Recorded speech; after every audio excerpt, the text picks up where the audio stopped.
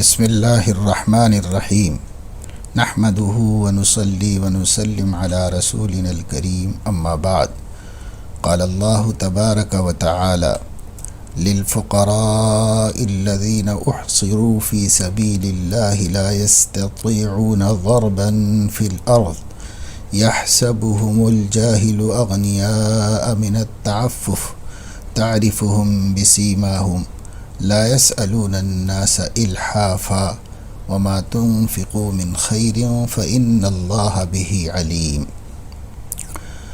قال النبي صلى الله عليه وسلم ليس المسكين بهذا الطواف الذي يطوف على الناس فترده اللقمة واللقمتان والتمرة والتمرتان.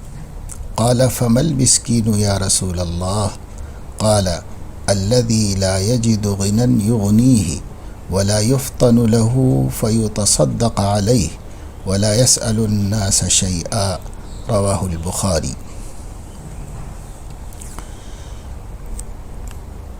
بہت دنوں سے ایک بات اصحاب خیر منفقین کی خدمت میں عرض کرنے کا جی چاہ رہا تھا. ماشاء اللہ گزشتہ چند مہینوں میں ملک کے مسلمانوں نے جس فراخ دلی اور عالی حوصلگی سے بلا لحاظ مذہب و فکر ہر انسان کی خدمت کرنے، ہر محتاج کی ضرورت پوری کرنے کے جو کام کیے ہیں وہ قابل تعریف ہیں، قابل تحسین ہیں، قابل تقلید ہیں، اور یہ سب صدقہ ہے سیدنا محمد الرسول اللہ صلی اللہ علیہ وسلم کی انسانیت نوازی اور خدمت خلق اور ہمدردی اور غمخواری کا. لیکن اس سلسلے میں بعض پہلو اصحاب خیر کی نظر سے اوجھل رہ گئے جو تجربے میں آئے، اور ان میں سب سے اہم بات یہ ہے کہ بعض شرفاء بلکہ اکثر شرفاء محتاجی کے باوجود اصحاب خیر کے خیرات سے فائدہ نہیں اٹھا سکے اور اس کا نفع ان لوگوں تک نہیں پہنچ سکا. اس کی طرف بہت کم توجہ دی گئی ہے. میں نے قرآن کریم کی ایک آیت اور بخاری شریف کی ایک حدیث اس وقت میں پڑھی ہے، بس اس کا ترجمہ کر دیتا ہوں. نبی اللہ تبارک و تعالی شانہ ارشاد فرما رہے ہیں للفقراء الذین احصروا فی سبیل اللہ لا يستطيعون ضربا فی الارض. وہ محتاج لوگ جو دین کی خدمتوں کی وجہ سے راہ خدا میں محبوس ہو گئے ہیں، ان لوگوں کو بطور خاص تعاون کرنا چاہیے اور ان کی خدمت کرنا چاہیے. وہ اپنی خدمات کی وجہ سے، اپنی ذمہ داریوں کی وجہ سے لا يستطيعون ضربا فی الارض، وہ زمین میں چل پھر نہیں پاتے، روزی روٹی کی سلسلے میں زیادہ توجہ نہیں دے پاتے. يحسبهم الجاہل اغنیاء من التعفف. ان کی پاک دامنی، ان کی باوقاری اور عزت کی وجہ سے جاہل آدمی ان کو غنی سمجھتا ہے، بے ضرورت سمجھتا ہے، یعنی ان کو کوئی حاجت نہیں ہے یہ سمجھتا ہے. تعرفهم بسیماهم. لیکن جب آپ ان کے چہروں کو، پیشانیوں کو دیکھیں گے تو ان کی فکروں کا اندازہ صاحب سمجھ کو بآسانی ہو سکتا ہے. لا يسألون الناس الحافا. وہ لوگوں سے لگ لپٹ کے نہیں مانگتے، بس اپنے آپ میں رہتے ہیں، اللہ سے کہہ لیتے ہیں اور اللہ ہی کی طرف سے مدد کے منتظر رہتے ہیں. اور جو کچھ بھی تم خرچ کرتے ہو راہ خدا میں تو اللہ بے خبر نہیں ہے، اللہ اس سے واقف ہے، جانتا ہے، اور جب وہ جانتا ہے تو برابر اس کا بدلہ دے گا اور اس کا اجر عطا فرمائے گا. آیت شریفہ دین کے خاص خدمت گزاروں کے لیے اور دین کی خدمت میں وقف ہو جانے والوں کے لیے امداد اور تعاون کی آسمانی سفارش ہے۔ اللہ تعالیٰ نے ان کا لحاظ کرنے کا بطور خاص حکم اپنی کتاب میں دیا ہے۔ اس لیے جب بھی غربا پروری اور غریبوں کی خدمت اور خدمت خلق کا نام آتا ہے تو عام طور سے لوگوں کے ذہن میں یہ طبقہ نہیں آتا، ان کی عزت داری کی وجہ سے اور ان کے نہ مانگنے کی وجہ سے اور احتیاج کو چھپانے کی وجہ سے۔ عرض کرنا یہ ہے کہ اللہ کی سفارش کا کچھ تو ہم بھرم رکھیں اور خاص خیال کریں۔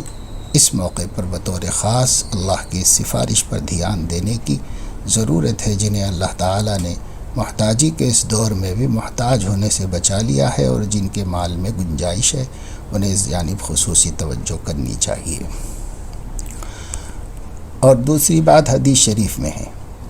حدیث شریف میں یہ فرما رہے نبی کریم صلی اللہ علیہ وسلم کہ مسکین جس کے دینے کی اور مدد کرنے کی سفارش قرآن حدیث میں ہے وہ نہیں ہیں جو یہ گھومنے پھرنے والے اور ہر جگہ جا کر اپنی حاجت بتا کر وصول کر لینے والے، مانگ لینے والے ہیں۔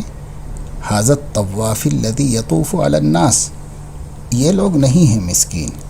حقیقی معنوں میں مسکین پھر کون ہیں؟ تو صحابہ نے کے سوال کے جواب میں حضور صلی اللہ علیہ وسلم نے فرمایا الذی لا یجد غنی یغنیہ، وہ شریف آدمی جس کے پاس اتنا مال نہیں ہے جو اس کی حاجت براری کرے اور ضروریات کو پورا کر دے۔ ولا یفطن لہ فیتصدق علیہ، اور وہ پہچانے بھی نہیں جاتے کہ ان پر صدقہ کیا جائے یا ان کا تعاون کیا جائے اور مدد کی جائے، کیونکہ صدقہ عربی زبان میں اس مفہوم میں نہیں ہے جو اردو میں ہے، بلکہ ہر انسانی خدمت اور مدد، حاجت روائی، بلکہ بال بچوں پہ خرچ کرنے کے لیے بھی اس کا یہ لفظ استعمال ہوا ہے۔ ولا يسأل الناس شیئا، اور یہ لوگوں سے کچھ مانگتے نہیں ہیں۔ تو اس وقت تجربہ یہ بھی ہوا کہ جیسے خدام دین نظر انداز ہوئے، ان کی خوشحالی اور سفید پوشی کی وجہ سے بظاہر دیکھنے میں ان کو لوگوں نے محتاج نہیں سمجھا، اسی طریقے سے عام لوگ جنہیں عرف میں دنیا دار کہتے ہیں، کہنا نہیں چاہیے، لیکن بہرحال جو دینداروں کی وضاقتہ میں نہیں ہیں، اس طبقے میں بہت سے شرفاء ایسے ہیں جن کے اپنے مکان تو ہیں لیکن ماہانہ آمدنی پر خودداری کے ساتھ زندگی گزارتے رہے۔ اب جب کہ ماہانہ آمدنیوں کے وسائل ختم ہو گئے، کاروبار ختم ہو گئے اور ابھی کچھ چل بھی رہا ہے تو اتنا نہیں ہے کہ گھر چل سکے، لیکن وہ کسی سے پوچھتے نہیں ہیں، شرم کی وجہ سے نہ اظہار حال کرتے ہیں۔ تو ایسے لوگ بہت نظر انداز ہوئے اور ہو رہے ہیں۔